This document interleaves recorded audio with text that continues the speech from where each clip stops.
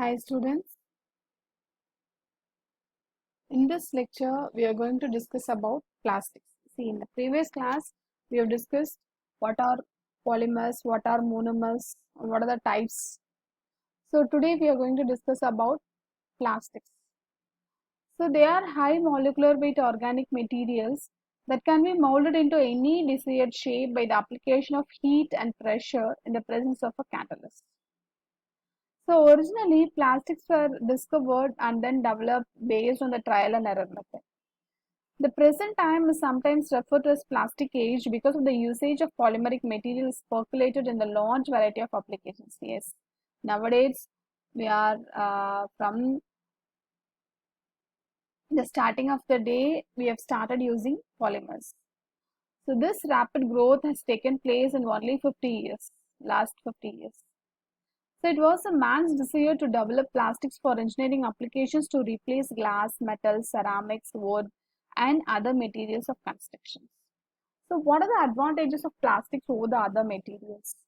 So they are light in weight, they possess low melting points, they can be easily molded and have excellent finishing, they possess very good strength and toughness, they possess good shock absorption capacity, they are corrosion resistant and chemically inert, they have a low efficient of thermal expansion and possess good thermal and electrical insulating property, they are very good water resistant and possess good adhesiveness.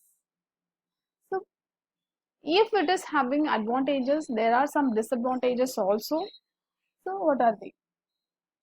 It is very soft in nature, embrittlement at very low temperature, deformation under load, low heat resistant and poor ductility, combustibility, degradation upon exposure to heat and UV radiation. It is not biodegradable. So classification of plastics. So based on the structure and types of resins used for the manufacturing of plastics, it classified into two main types, thermoplastics and thermosetting plastics.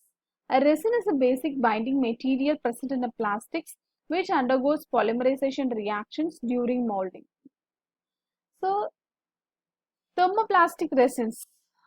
So it is two types. One is thermoplastics and thermosetting plastics. So here are the examples. So thermoplastics are prepared by addition polymerization. They are state chain or stately branched polymers and various chains are held together by weak van der Waals forces of attractions. So it can be softened on heating and hardened on cooling. They are generally soluble in organic solvents. So the example are polyethylene and polyvinyl chloride. Next is thermosetting resins or thermosets. Thermosetting plastics are prepared with the condensation polymers. The various chains are held together by cross covalent bonds. Thermosetting plastics get hardened on heating and once hardened, they cannot be softened again. They are almost insoluble in organic solvents. So examples are bakelite and polyesters. So here is a table which explains the difference between thermosetting plastics and thermoplastic resins. The thermoplastics, they are formed with addition polymerization and it is formed with a condensation polymerization. So thermoplastics consist of linear chain polymers and it consists of three-dimensional network structure. Here all the polymeric chains are held together by weak van der Waals forces and it is strong covalent bonds. So here thermoplastics are weak, soft and less brittle and it is very strong, hard and more brittle. So thermoplastic resins are softened on heating and hardened on cooling and thermosetting plastics they do not soften on heating. So thermoplastics they can be remolded and it cannot be remolded. So thermoplastic resins have low molecular weight compounds. So thermosetting plastics are high molecular weight compounds. Thermoplastic resins are soluble in organic solvents and thermoplastic resins are insoluble in organic solvents. So next we'll discuss about the types of polymerization. So based on the reaction carried out in the polymeric reaction, it is categorized into three main types: addition polymerization, condensation polymerization, and copolymerization. So addition polymerization is otherwise called as chain growth polymerization. It is a reaction that yields a polymer which is exact multiple of original monomeric units. So the original monomeric units usually contain one or more double bond. In addition polymerization, there is no elimination of simple molecules like water, ammonia, etc. So the best example is the preparation of polyethylene. So it is prepared with the help of ethylene monomers under heat and pressure with the help of a catalyst, it forms polyethylene. So in the same way, we will prepare polyvinyl chloride also. Here the monomer is vinyl chloride. And we'll prepare polyacrylic nitrile and the monomer is acryl nitrile. The next is condensation polymer. It is otherwise called as stepwise polymerization. It is a reaction between a simple polar compounds containing monomer with the formation of polymers and the elimination of small molecules like water, hydrochloric acid, etc. Here the example is the preparation of nylon 6,6. In the nylon 6,6 preparation, here we are taking hexamethylene diamine and adipic acid. Here the elimination of water molecule nylon 6,6 is formed. And the next example is caprolactam. So it is also called as condensation polymer. Here there is no elimination of simple molecules, but it is just opening of cyclic compounds.